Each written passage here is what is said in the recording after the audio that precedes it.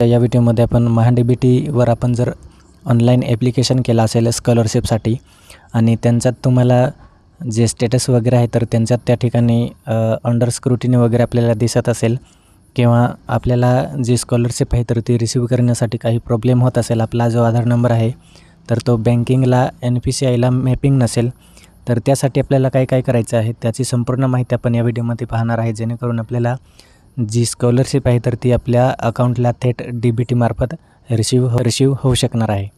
तर या ठिकाणी सिम्पली आपल्याला महाडीबीटीच्या वेबसाईटवरती या ठिकाणी लॉग इन करायचं आहे। लॉग इन केल्यावर आपल्याला अशा प्रकारचा इंटरफेस आहे तर तो पाहायला मिळणार आहे आपल्याला। तर या ठिकाणी आपल्याला एक ऑप्शन देणार आहे आधार बँक लिंक, तर सिम्पली आपल्याला आधार बँक लिंक या ऑप्शनवरती क्लिक करायचं आहे। जसे आपण आधार बँक लिंक या ऑप्शनवरती क्लिक करणार, आपल्याला या ठिकाणी अशा प्रकारचा जो इंटरफेस आहे तर तो दिलेला आहे। तर या ठिकाणी आपल्याला कशा पद्धतीने जो बँक अकाउंट आहे तर तो आपल्या आधारशी कसे लिंक करायचं आहे तर त्याची संपूर्ण या ठिकाणी जी डिटेल आहे तर ती दिलेली आहे। तर या ठिकाणी आपण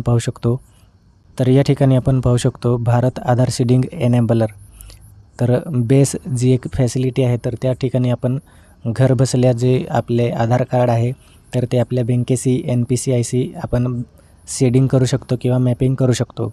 तर या ठिकाणी आपल्याला दिलेलं आहे आधार सीडिंग किंवा डिसीडिंग आपण त्या ठिकाणी ऑनलाईन करू शकतो।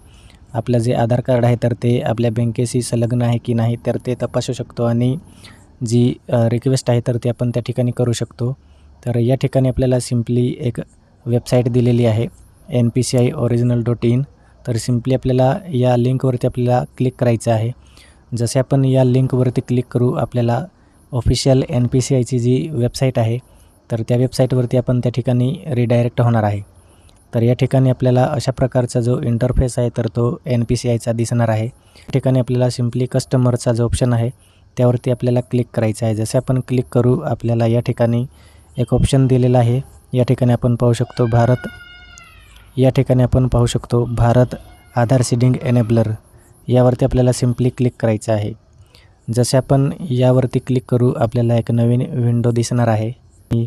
एक ऑप्शन दिलेला आहे आपल्याला सेकंड ऑप्शन आधार सीडिंग किंवा डिसीडिंग, तर आपल्याला आधार लिंक आपल्या बँकेशी करायचं आहे, त्यामुळे आपल्याला या ठिकाणी सिम्पली आधार सीडिंग या ऑप्शनवरती क्लिक करायचं आहे। आणि या ठिकाणी आपण पाहू शकतो रिक्वेस्ट दिलेली आहे, रिक्वेस्ट फॉर आधार सीडिंग किंवा डिसीडिंग, आपल्याला आधार सीडिंग करायचं आहे, त्यामुळे आपल्याला या ठिकाणी जो आपला आधार नंबर असेल तर तो त्या ठिकाणी एंटर करायचा आहे। त्यानंतर आपल्याला सीडिंग या ऑप्शनवरती टिक करायचं आहे। त्यानंतर आपले जे बँक आहे, कोणत्या बँकेला आपल्याला जो आधार लिंक आहे तर तो करायचा आहे, बँक ऑफ बरोदा असेल, बँक ऑफ इंडिया असेल, बँक ऑफ महाराष्ट्र असेल किंवा SBI असेल, सेंट्रल बँक असेल, तर त्या संपूर्ण ज्या बँक आहे तर ते आपल्याला लिस्टमध्ये दिसणार आहे।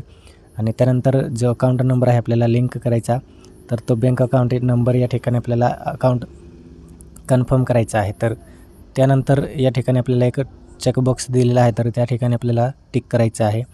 टिक केल्यावर आपल्याला या ठिकाणी जो कॅप्चा वगैरे आहे तर तो एंटर करून या ठिकाणी सिम्पली आपल्याला सबमिट करायचं आहे।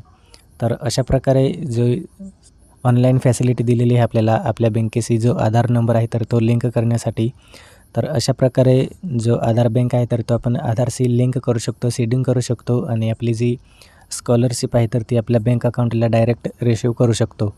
तर अशा प्रकारे जी आधार सीडिंग आहे तर ती प्रोसेस आपण आपल्या मोबाईलमधून थेट घर बसल्या करू शकतो। तर आय होप आपल्याला जो व्हिडिओ आहे तर तो समजला असेल। थँक्यू।